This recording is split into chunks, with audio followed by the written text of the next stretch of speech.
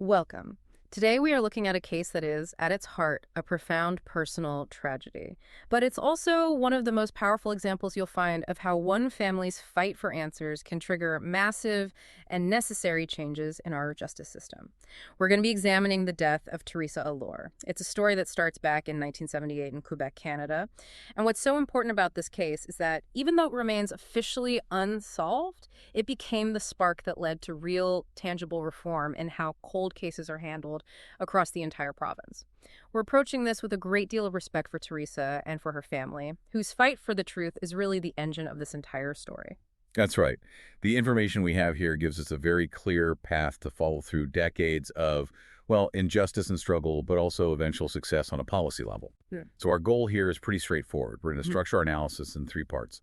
First, we need to really break down the initial event and the deeply flawed official response that followed in 78 and 79. Right. Then we'll get into the long, independent investigation that was driven, for the most part, by Theresa's brother, John Allore.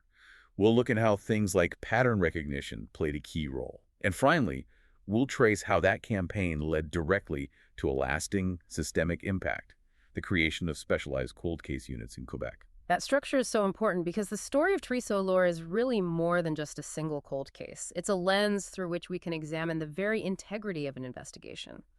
Theresa was only 19 years old. She was a college student just starting her life, and her disappearance in November of 1978 set off a mission that would ultimately secure a form of justice. Maybe not for her specifically, but for so many other victims whose stories might have just been lost to time. Exactly. And to really grasp the scale of the changes that John Allore brought about, you first have to understand the initial circumstances. We have to look at the specific structural and cultural problems that make that initial police response so catastrophic. Okay, so let's set the scene then. Let's start with the facts of the initial event. Theresa Allore, 19 years old, is a student at Champlain College, Lennoxville. That's in the eastern townships of Quebec.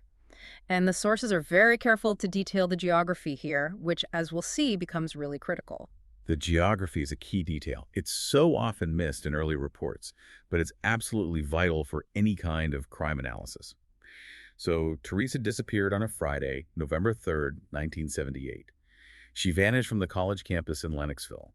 But, and this is a crucial distinction, while the campus was in Lennoxville, her dorm, her actual residence, was in a different community called Compton. And Compton was about a 15-minute drive south, right? That's right, a separate location. And this is so important because any police response, or lack of response, would have been split between those two different places, likely handled by different people, which creates confusion from the very start. The sources really communicate this feeling of absolute helplessness. The family just had to wait, and they waited for 5 months between when she vanished and when her body was discovered that next spring. The emotional toll of those 5 months is, it's impossible to calculate.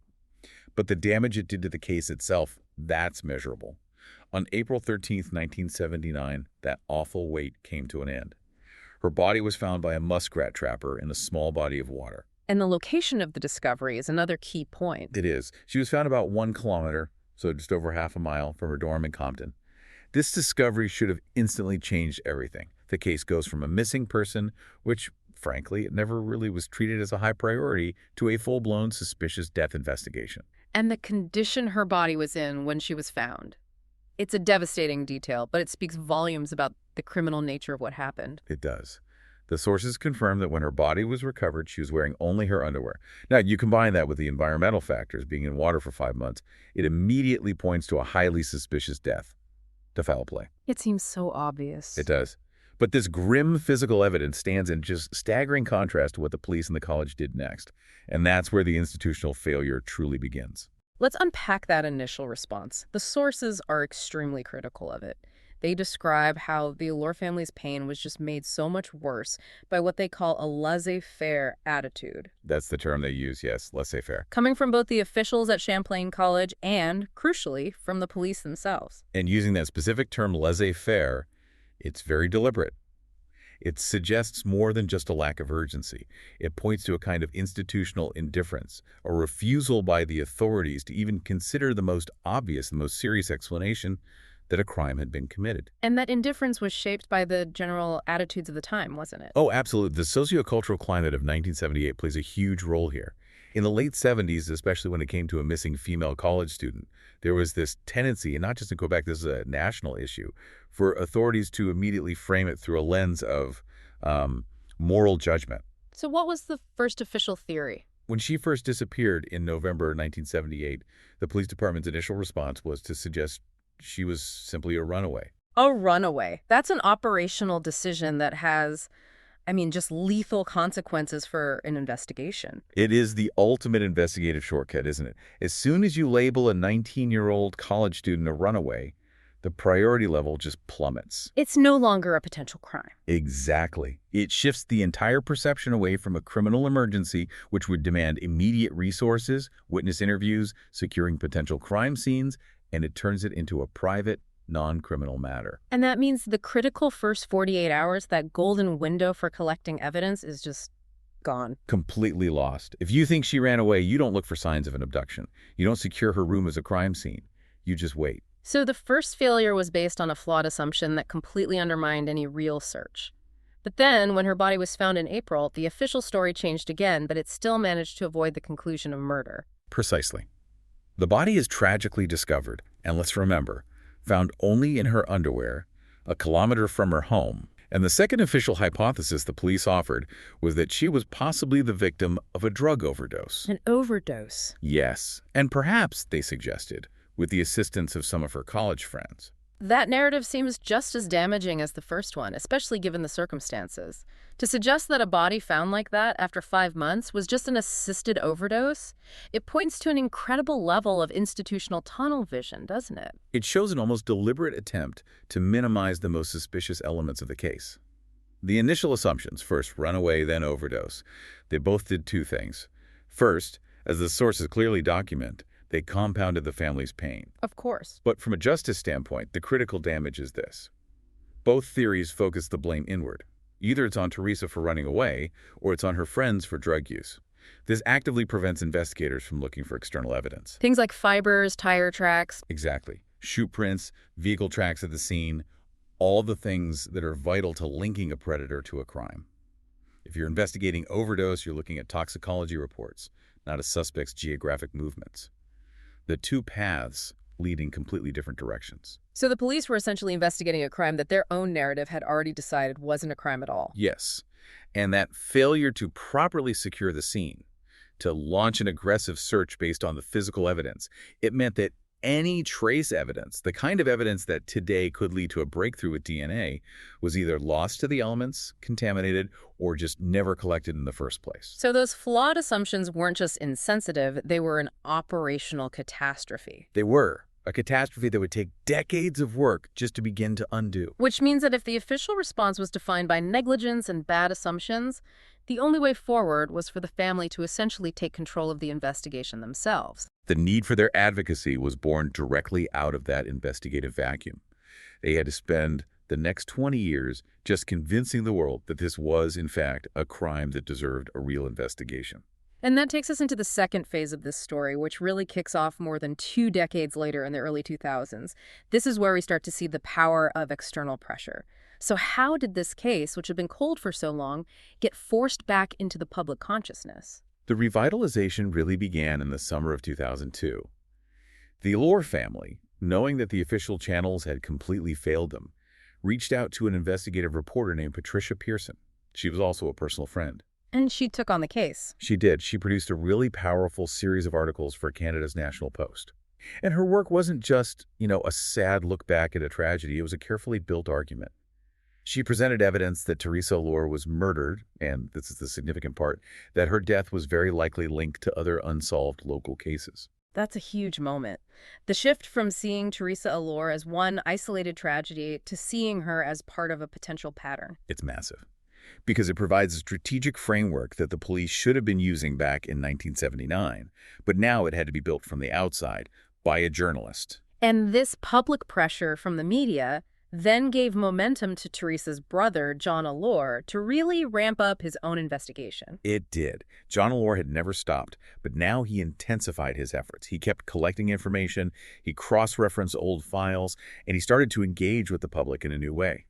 This led him to create the true crime podcast, Who Killed Theresa? Starting a podcast devoted to a family member's cold case, that is an incredible act of dedication. The sources note that it started as a very personal exploration of his sister's death, but it didn't stay that way for long. No, it expanded very quickly. That expansion is the exact moment where personal grief transforms into public activism. Allure realized that the failures in his sister's case were not unique. They were, in fact, symptomatic of a much larger pattern of unsolved violence in that region of Quebec. So the podcast became a platform to talk about other cases as well. Exactly. And that broader focus, which combined his own rigorous investigation with public visibility, along with his continued work with Patricia Pearson, all culminated in their book, Wish You Were Here, which was published in 2020. They essentially created a public parallel archive for the case, and the cases connected to it. So let's turn to the investigative breakthrough. This is what moved the work beyond speculation and into the realm of, well, validated criminal science. John Allore didn't just have a hunch there was a link. He found specific resemblances. What were those links? His work digging through local files, it uncovered some really unsettling similarities. He found close resemblances between what happened to Theresa and the recent deaths of two other young women, Manon Dubé and Louise Cameron. And what were the similarities? The details that connect them are striking. You have young women, their bodies found in different locations, but within the same general regional corridor. They all show similar characteristics of foul play, and it's all happening within a very tight historical window. This led Allure to theorize that these three deaths were committed by the same person. He was suggesting a serial predator was operating, essentially unchecked. A serial predator theory. That's a direct challenge to decades of official thinking that these were all separate, isolated cases. But for that theory to get any traction with the police, it would need some serious validation. It would, and it got it from the highest level of investigative expertise. The theory gained powerful academic support from a very respected source, Dr. Kim Rossmo. Kim Rossmo, he's a huge name in this field. A huge name. At the time, he was a renowned geographic profiler and a consultant for the FBI. He's known internationally for his pioneering work in the spatial analysis of serial crimes. So for those of us listening, can you break down what geographic profiling actually is? It sounds technical, but why was Rossmo's mathematical approach so important here? Geographic profiling is a fascinating tool. It works on the premise that serial criminals, no matter how random their victims might seem, tend to operate within a specific geographic comfort zone. So they stick to areas they know. In a way, yes. Rossmo's analysis uses these very sophisticated algorithms, they're called distance decay functions, to map the locations of linked crimes. He'll map the body disposal sites, the attack sites, the victim's last known location. By analyzing the distances between all those points, his model can statistically predict a high probability search area. And that area usually contains the offender's anchor point. It could be their home, their workplace, somewhere of great significance to them. So it's basically using math to prove that these crimes are not random events scattered across a map, but are actually clustered around a single hidden point of origin. What did Rossmo's analysis tell the police about these cases in Quebec? His analysis strongly supported the serial predator hypothesis. He advised the police to officially start investigating these deaths as a linked series. He gave them a specific time frame, didn't he? He did. He suggested that a single predator was likely operating in that Quebec region from the early 1970s through 1981. The sources are very specific about that window, 1971 to 1981. Wow. This provided a crucial data-driven framework for the investigation. It shifted the perspective from individual, isolated cold cases into a single, cohesive project file that spanned an entire decade. That 10-year time frame, 71 to 81, that's the window identified by a professional profiler. That must have expanded the scope of potential victims far beyond just Theresa, Manon Dubé, and Louise Cameron. It did. John Allore's own comprehensive research went on to identify dozens of other unsolved murders and disappearances from that same period that could potentially fit this emerging pattern. Which really highlights the power of this kind of pattern recognition. It's transformative. When the early local police work fails to connect the dots, often because of that laissez-faire attitude we talked about, which minimized the crimes from the start, it takes an external advocate armed with these specialized forensic techniques to basically reconstruct a history of violence and show a much larger, much darker picture. It's essentially a retroactive proof of the initial systemic failure. Because if the police in 78 and 79 were operating under the false assumption that Theresa's death was a runaway or an overdose, they were probably applying that same flawed logic to the deaths of Dubé, Cameron, and who knows how many others. That is the core systemic failure they uncovered. If local police forces treat a suspicious death as an isolated incident, or worse, write it off as non-criminal, they never do the kind of multi-jurisdictional analysis needed to link it to other events. And the serial offender remains invisible. Completely invisible, because the cases never merge into a single timeline. Rosmo's work with geographic profiling fundamentally forced law enforcement to confront the possibility that these were not random acts of violence, but the sustained work of a single person operating with impunity for years. It makes it so clear why the independent investigation was so vital. It provided the intellectual work and the relentless external pressure needed to force that conceptual shift from isolated tragedies to a sustained pattern of serial violence. Without that pressure, those dozens of other cases would likely still be sitting in dusty file cabinets today, scattered across different police jurisdictions, never benefiting from the kind of holistic analysis needed for a breakthrough. And once that pattern was scientifically validated, the focus had to change entirely. The problem was clearly much bigger than just one cold case. Which brings us to the lasting legacy. Right. John Allore's work then transitions again. He goes from investigating his sister's death to actively lobbying for permanent structural change within the Quebec justice system itself. The ability of one person, motivated by such a profound loss, to become a highly effective policy advocate. It's really the blueprint this story leaves behind. This final phase of the story really starts to take shape around 2018, which is almost 40 years after Theresa's death. John Allore broadens his focus, looking beyond his sister's case to examine the investigative standards and failures across other Quebec cold cases from the 70s right up to the modern day. What was his central argument against the system at that point? His core argument, which is cited again and again in the sources, was all about systemic failures in Quebec's criminal justice practices. By this point, his advocacy had evolved. He was no longer just a frustrated family member. He was a very knowledgeable critic of police procedure. The sources are very direct about this. They say Allore had reached such a point of disillusionment over the lack of progress in his sister's case that he stated he no longer trusted investigators. That's a staggering thing for an advocate to conclude. The realization that the biggest barrier to justice isn't a lack of evidence, but a fundamental lack of institutional capability or integrity. It is. It elevates his entire fight. It's no longer just about finding a killer. It's about demanding accountability and structural soundness for the whole system to ensure a basic level of investigative competency. And this relentless lobbying, which was fueled by decades of frustration, it actually produced real measurable successes. The first big one came relatively early in his advocacy campaign, in the 2000s. That's right. The first major success was in 2004. Tell us about that. In 2004, John Allore successfully lobbied for the creation of a Sûreté du Québec. That's the provincial police force, often called the SQ. He lobbied for them to create a dedicated cold case unit. That is a monumental achievement. It's huge for two reasons. Before this, older unsolved cases delanguished. They were often managed by regional detectives who were also juggling active, current cases and fighting for resources. So creating the SQ unit in 2004 fundamentally changes the game. It carves out dedicated resources just for historical files. It's the government acknowledging a responsibility for the investigative failures of the past. Precisely. And a provincial unit like the SQ's Cold Case Squad has a much wider mandate than a local police force. It can look at crimes across multiple towns and regions, which is essential for identifying the kind of serial patterns that Rosmo pointed out. And they can focus on new technology. Exactly. Its dedicated function allows it to focus on leveraging new forensic technologies, things like mitochondrial DNA analysis, advanced fiber tracking, things that were science fiction back in 1978. It set a crucial precedent. So the 2004 unit set the framework at the provincial level.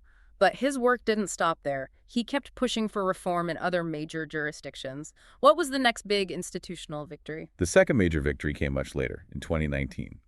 On January 17th of that year, the Montreal Police, the Service de Police de la Ville de Montréal, or SPVM, they announced the creation of their own dedicated cold case squad. And the sources are clear that this was largely due to his efforts. They explicitly state it was in large part due to the lobbying efforts of John Allore. That 15-year gap between the SQ unit in 2004 and the SPVM unit in 2019 is interesting.